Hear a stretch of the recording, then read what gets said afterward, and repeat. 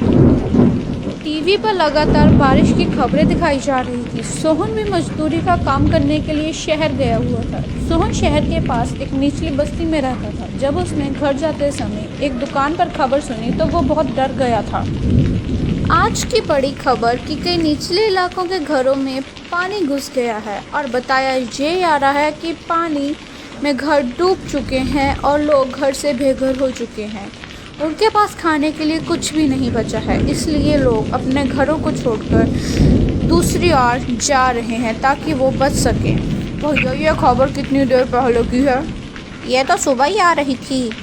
भैया मेरा घर भी निचली बस्ती में ही है, इसलिए चिंता हो रही थी। अब मैं चलता हूँ। राम राम। पता नहीं घर का क्या हाल होगा। मैं सोचता था कि मैं अपने घर की छत को ठीक करवा लूँ, लेकिन कोई मजदूरी ही नहीं देता है इन बारिश के दिनों में। अब मैं क्या करूँ भैया, मैं तो बर्बाद हो जाऊँगा। सोहन घर जाता हुआ अपने आप से बातें कर रहा था। बारिश के कारण शहर की सड़कों पर भी पानी आ गया था। सोहन के पास 100-200 रुपए थे, जिनका वो खाने पीने का सामान घर लेकर जा रहा था। उसकी पत्नी और बच्चे घर में घुसे पानी को घर से बाहर निकाल रहे थे। गौरी रुको, मैं मदद करता हूँ, 2 बाल्टी मुझे दो। कितनी देर से बारिश आ रही है, रुकने का नाम ही नहीं ले रही। बारिश रुक जाए तो पानी घर से बाहर निकल जाएगा। तुम चिंता मत करो गौरी, अब तो रात का समय है, हम कल सुबह ही शहर चले जाएंगे। वह दोनों लगातार पानी निकालने का प्रयास करते हैं। थोड़ी देर बाद बारिश रुक जाती है। माँ बापू, बारिश रुक गई। अगर बारिश रुक जाए तो हमें कोई दिक्कत नहीं आएगी, लेकिन शुरू हो गई तो हम कुछ नहीं कर सकते। ये लो कुछ खा लो, जब से आए हो तुमने कुछ नहीं खाया है। हाँ, जल्दी सामान बांध ले, हम सभी जा रहे हैं यहाँ से। बहुत पानी आ चुका है बस्ती में, बड़े पुल पे जा रहे हैं।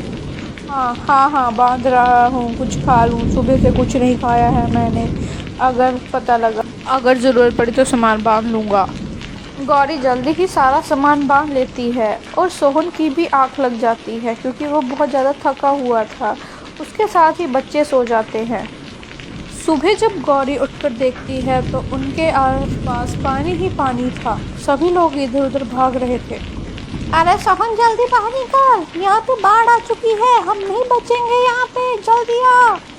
अरे गौरी जल्दी निकल, बच्चों को लेकर, बाढ़ आ चुकी है यहाँ पे, जल्दी आ। उठो बच्चों, हमें यहाँ से जाना होगा। गौरी सारा सामान तो भीग चुका है, अभी कुछ भी लेके जाना खतरे से खाली नहीं। तुम जल्दी से की तकात पकड़ो, मैं बिट्टू को पकड़ता हूँ। जैसे ही सोहन बिट्टू को पकड़ने के लिए जाता है तभी घर की छत गिर जाती है और घर की छत का एक टुकड़ा बिट्टू को लग जाता है, जिसके कारण उसके सिर से खून निकलने लग जाता है। तभी गौरी रोने लग जाती है। सोना जी कुछ करो, बिट्टू के सिर से बहुत खून बह रहा है, वो आंखें भी नहीं खोल रहा। घबराओ मत गौरी, मैं कुछ करता हूँ।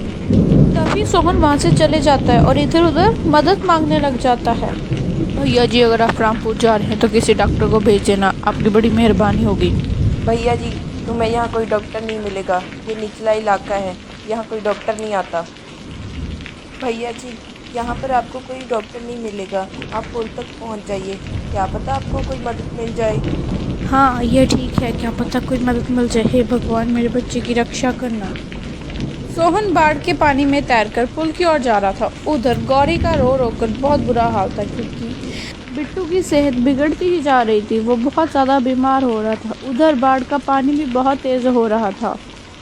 जी कहाँ रह गए आप, जल्दी आओ, बिट्टू बहुत बीमार है, उसे बहुत तेज़ बुखार आया है। हे भगवान इन्हें जल्दी से भेज दो ना। मेरे बच्चे आंखें खोल, क्या हुआ तुझे? सोहन किसी तरह पुल तक पहुंचता है। उधर भी भाग दौड़ लगी हुई थी। भैया यहाँ पे कोई डॉक्टर मिलेगा? अरे नहीं भाई, इस बारिश में हमारी कोई मदद नहीं करने वाला है, कोई डॉक्टर नहीं मिलेगा। हम गरीबों को कोई नहीं पूछता है यहाँ पे। तुम्हें भी यहाँ कोई नहीं मिलेगा, कहीं भी कोई डॉक्टर नहीं दिख रहा है। भगवान मेरी मदद करो, रक्षा करो, अब तुम ही हो। तभी एक डॉक्टर वहाँ मोहन को रोते हुए देख रहा था। आशा तुम बच्चों को लेकर कहीं दूर चले जाओ, मैं उस पिता के साथ जा रहा हूँ, क्योंकि उसका बच्चा बहुत बीमार है। लेकिन आपकी जान को भी तो खतरा है ना, आप मत जाइए ना प्लीज़। आशा मुझे उसके साथ जाना होगा, उसके बच्चे की ज़िंदगी का सवाल है। तुम बच्चों